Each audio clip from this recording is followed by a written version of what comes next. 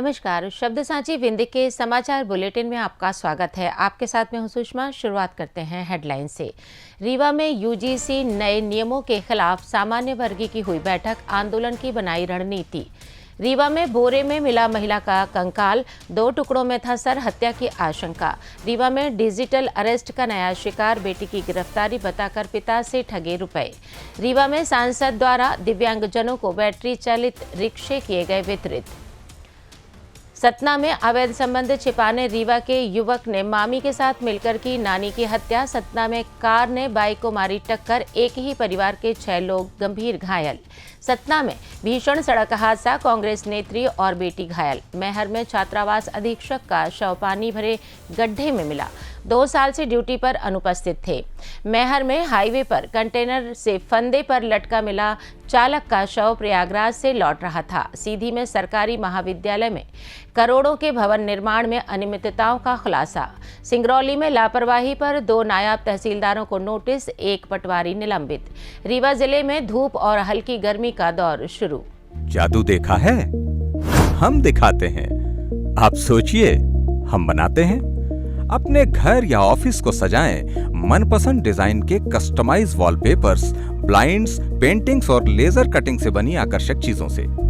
आज ही कॉल कीजिए 7611125428, क्योंकि आपकी कल्पनाओं को पंख देना भी जरूरी है।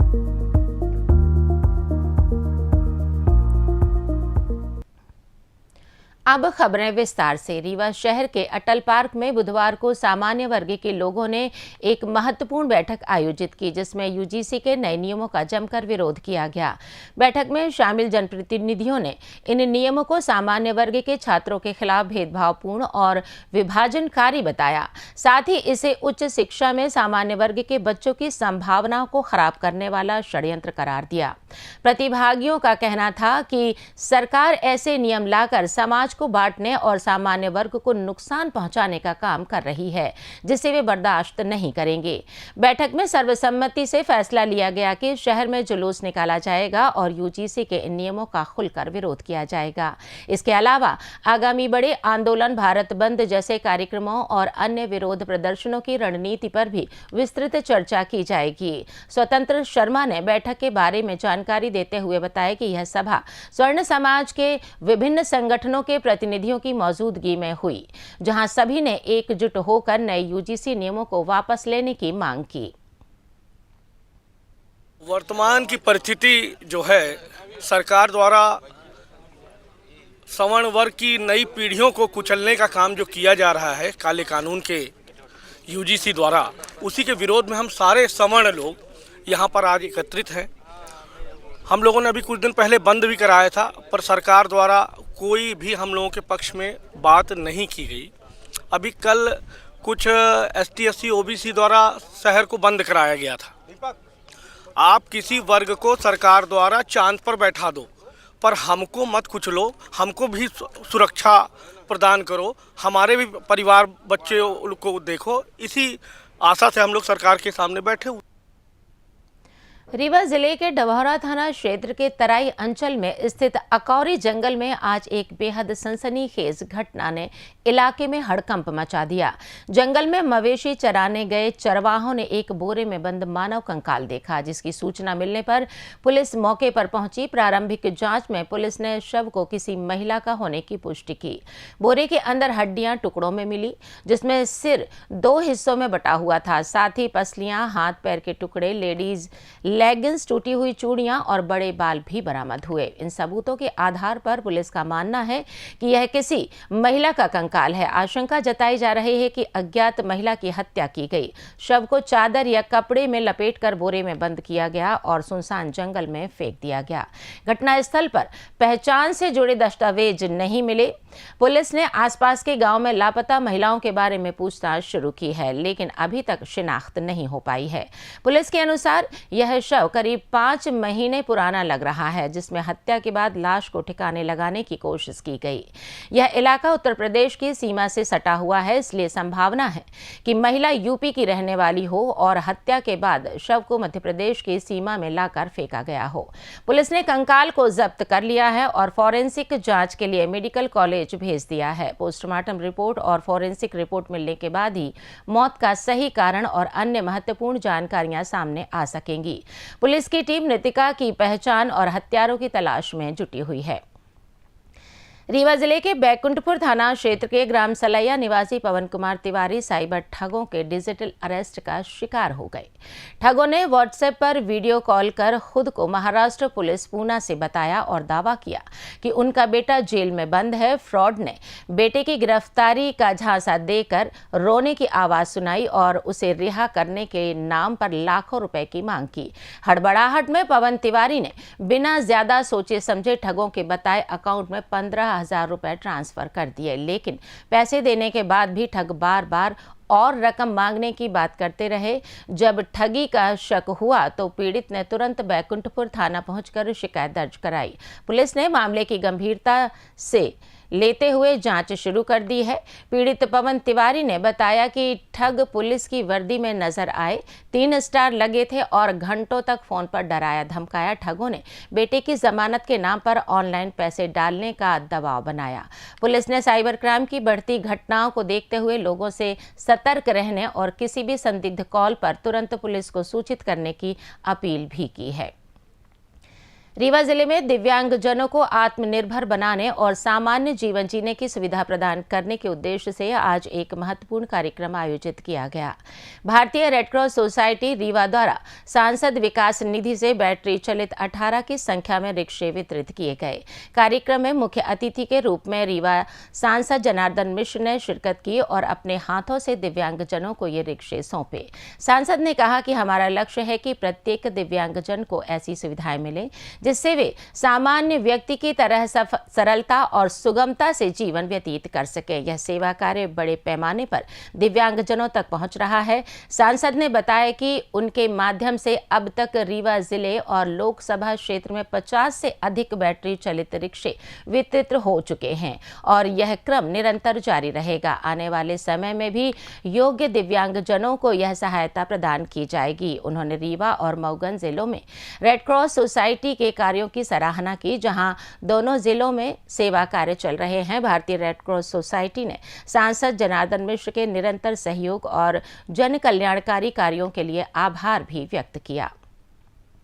सतना जिले के रामपुर बघेलान थाना क्षेत्र में एक बेहद हैरान करने वाली हत्या का मामला सामने आया है। अवैध संबंधों को छिपाने के लिए नाती ने मामी के साथ मिलकर 65 वर्षीय नानी की क्रूरता के साथ हत्या कर दी। पुलिस ने इस अंधे कत्ल का पर्दाफाश करते हुए दोनों आरोपियों को गिरफ्तार कर लिया है और कोर्ट में पेश करने के बाद उन्हें जेल भेज दिया गया है। जानकारी के मुताबिक मृतका रुक्मणी निवासी झिरिया टोला देवमऊ 5 फरवरी की शाम को घर से निकली थी, लेकिन वापस नहीं लौटी। परिजनों ने काफी खोजबीन की, लेकिन कोई सुराग नहीं मिला।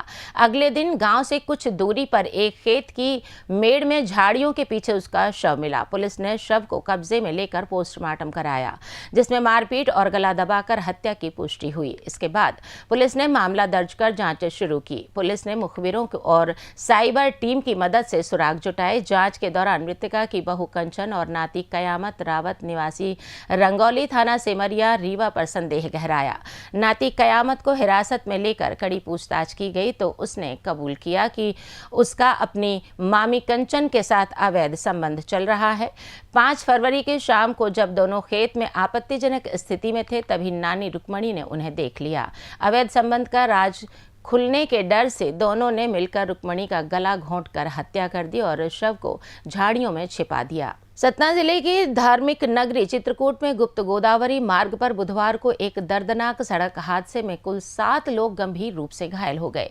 हादसा तब हुआ जब पीछे से तेज रफ्तार में आ रही एक कार ने बाइक को जोरदार टक्कर मार दी, जिसके बाद कार अनियंत्रित होकर रामवन पार्क के पास एक पेड़ से जा टकराई। जानकारी के अनुसार पुष्पेंद्र पटेल निवासी टेढ़ी और उनका साथी धीरज बाइक से गुप्त गोदावरी की ओर जा रहे थे। इसी दौरान उत्तर प्रदेश रजिस्टर्ड कार ने उनकी बाइक को पीछे से टक्कर मार दी। टक्कर की तीव्रता से दोनों युवक सड़क पर जा गिरे और बुरी तरह घायल हो गए। हादसे के बाद कार चालक अर्पित वर्णवाल घबरा गया और मौके से भागने की कोशिश की, लेकिन रामवन पार्क के पास कार का नियंत्रण खो गया और वह सड़क किनारे एक पेड़ से टकरा गई। टक्कर इतनी जोरदार थी कि कार का अगला हिस्सा पूरी तरह क्षतिग्रस्त हो गया। कार में सवार उत्तर प्रदेश के सुल्तान जिले के निवासी एक ही परिवार के सभी 6 सदस्य घायल हो गए।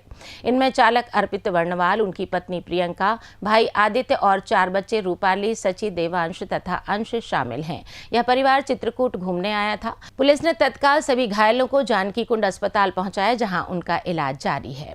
सतना जिले के कोलगवा थाना क्षेत्र में रीवा रोड स्थित एयरपोर्ट मोड़ पर मंगलवार देर रात एक भीषण सड़क हादसे में कांग्रेस नेत्री नीतू सिंह और उनकी बेटी गंभीर रूप से घायल हो गई। तेज रफ्तार बोलेरो ने उनकी वैन को जोरदार टक्कर मार दी, जिससे वैन बुरी तरह क्षतिग्रस्त हो गई। जानकारी के मुताबिक मंगलवार रात करीब 12 बजे नीतू सिंह अपनी बेटी के साथ वैन से घर उतैली की ओर जा रही थी। तभी एयरपोर्ट मोड़ पर सड़क पार करते समय उत्तर प्रदेश रजिस्टर्ड बोलेरो ने उनकी वैन को पीछे से तेज गति से टक्कर मार दी। इस भीषण टक्कर में नीतू सिंह के सिर पर गंभीर चोटें आईं, जबकि उनकी बेटी को भी कई जगह चोटें आई हैं। सूचना मिलते ही पुलिस ने मौके पर पहुंचकर घायलों को अस्पताल में भर्ती कराया और बोलेरो वाहन को जब्त कर लिया। पुलिस ने आरोपी चालक के खिलाफ मामला दर्ज कर लिया है और हादसे के कारणों की जांच शुरू कर दी है। फिलहाल दोनों घायलों का इलाज जिला अस्पताल में चल रहा है। मैहर जिले के रामनगर थाना क्षेत्र के दधी चिटोला के निकट एक गड्ढे में आदिवासी आश्रमशाला के अधीक्षक का शव मिलने से इलाके में हड़कंप मच गया। पानी से भरा यह गड्ढा नल जल योजना के तहत खोदा गया था, जहां मंगलवार को शव पड़ा मिला। ग्रामीणों की सूचना पर पुलिस मौके पर पहुंची और मामले की जांच शुरू कर दी। शुरुआत में परिजनों के ना पहुंचने से शव की पहचान नहीं हो पाई, लेकिन देर रात परिजनों के पहुंचने पर मृतक की शिनाख्त हुई। मृतक लल्लू दास पड़वार अनूपपुर जिले के कस्तूरी पाला डोंगरी थाना राजेंद्र ग्राम के निवासी थे। उनकी ड्यूटी दुवरिया आश्रम शाला में अधीक्षक के पद पर थी, लेकिन पिछले 2 वर्षों से वे बिना किसी सूचना के अनुपस्थित चल रहे थे। जानकारी के अनुसार लल्लूदास पड़वार 3 से 4 दिन पहले ही दुवरिया लौटे थे और वहां एक किराए के कमरे में रह रहे थे। पुलिस ने मौके पर पंचनामा तैयार किया और शव का पोस्टमार्टम कराया। इसके बाद परिजन शव लेकर अनूपपुर लौट गए। प्रारंभिक जांच में अभी यह स्पष्ट नहीं हो पाया है कि लल्लूदास गड्ढे में कब और कैसे गिरे, जिससे उनकी मौत हुई। सीधी के सरकारी संजय गांधी महाविद्यालय में 2 करोड़ 60 लाख रुपए की लागत से बन रहे नए भवन के निर्माण में गंभीर अनियमितताओं का आरोप लगा है। एनएसयूआई के प्रदेश सचिव विक्रांत सिंह परिहार ने प्राचार्य प्रभाकर सिंह के साथ निर्माण स्थल का निरीक्षण किया, जिसमें कई खामियां सामने आई। निरीक्षण के दौरान निर्माण स्थल पर अनिवार्य सूचना बोर्ड नहीं मिला। साइट इंजीनियर ने निर्माण एजेंसी का नाम नहीं बताया, जबकि प्राचार्य ने स्पष्ट किया कि कार्य MPBDC के माध्यम से हो रहा है। गुणवत्ता प्रमाण पत्र और टेस्ट रिपोर्ट भी मौके पर उपलब्ध नहीं थे। श्रमिकों के पास helmet, safety shoes, harness belt जैसे सुरक्षा उपकरण नदारद थे। फर्स्ट एड बॉक्स और सिक रूम की व्यवस्था भी नहीं मिली। मजदूरों को नकद भुगतान हो रहा है। PF कटौती के दावों में पारदर्शिता नहीं दिखी और लेबर रजिस्टर भी प्रस्तुत नहीं किया गया। निर्माण स्थल पर नंगे बिजली के तार फैले होने से हादसे का खतरा बताया गया। NSUI प्रदेश सचिव विक्रांत सिंह परिहार ने इसे सरकारी पैसे की खुली लूट करार दिया। उन्होंने उच्च स्तरीय जांच, थर्ड पार्टी क्वालिटी टेस्ट और दोषियों पर कार्रवाई की मांग की, अन्यथा आंदोलन की चेतावनी दी। प्राचार्य प्रभाकर सिंह ने कमियों को गंभीर बताते हुए कहा कि संबंधित विभाग को तुरंत सूचित किया जाएगा। जांच में अनियमितता सिद्ध होने पर दोषियों के खिलाफ कड़ी कार्रवाई और FIR दर्ज की जाएगी। सिंगरौली जिले के कलेक्टर गौरव बैनल ने बुधवार को देवसर तहसील अंतर्गत उज्जैनी, बड़ोखर और बरगवा तहसीलदार न्यायालयों का औचक निरीक्षण किया। इस दौरान उन्होंने नामांतरण, सीमांकन, बंटवारा सहित अन्य लंबित राजस्व प्रकरणों की विस्तृत समीक्षा की। कई प्रकरणों का निराकरण समय सीमा में निराकरण न होने पर कलेक्टर ने गहरी नाराजगी जताई। निरीक्षण में लापरवाही पाए जाने पर प्रभारी नायब तहसीलदार बरगवा नागेश्वर पनिका और प्रभारी नायब तहसीलदार बड़ोखर दिनेश कुमार पनिका को कारण बताओ नोटिस जारी किया गया है। इन अधिकारियों को 3 दिन के भीतर संतोषजनक जवाब प्रस्तुत करने के निर्देश दिए गए हैं। इसके अलावा राजस्व प्रकरणों के निराकरण में गंभीर लापरवाही बरतने के आरोप में पटवारी हल्का देवरा अजमेर सिंह को निलंबित करने के निर्देश भी कलेक्टर ने जारी किए हैं। सतना जिले के बिरसिंहपुर थाना क्षेत्र के पटना खुर्द निवासी 14 वर्षीय शिवम शुक्ला पिता अजय शुक्ल 5 जनवरी से लापता है। परिवार और पुलिस की कोशिशों के बावजूद उनकी कोई जानकारी नहीं मिल पाई है। परिवार ने लापता बेटे की जानकारी देने वाले व्यक्ति को 21,000 का पुरस्कार देने की घोषणा भी की है। परिजन और पुलिस ने सभी से अपील की है कि यदि कहीं शिवम दिखे या कोई सुराग मिले तो तुरंत स्क्रीन पर दिए गए नंबर पर संपर्क करें। मौसम की बात करें तो मध्य प्रदेश के अधिकांश हिस्सों में मौसम सुहावना बना हुआ है, जहां दिन में धूप खिली रहती है और रातें ठंडी हैं। मौसम विभाग के अनुसार राज्य में कहीं भी बारिश या तूफान का अलर्ट नहीं है, जबकि हल्की धुंध या कोहरा कुछ इलाकों में सुबह के समय देखा जा रहा है।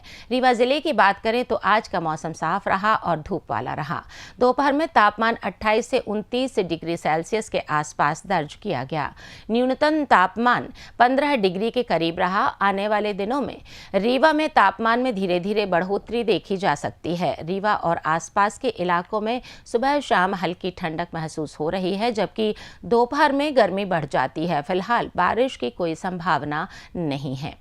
इसी के साथ ये समाचार बुलेटिन समाप्त हुआ। कल फिर मिलेंगे नई खबरों के साथ। जुड़े रहिए शब्द साची विंध्य से, और विंध्य से जुड़ी तमाम खबरों के लिए हमारे चैनल को सब्सक्राइब जरूर कीजिए। अपने आसपास की खबरें हम तक पहुंचाने के लिए स्क्रीन पर दिए गए नंबर पर आप संपर्क भी कर सकते हैं। धन्यवाद।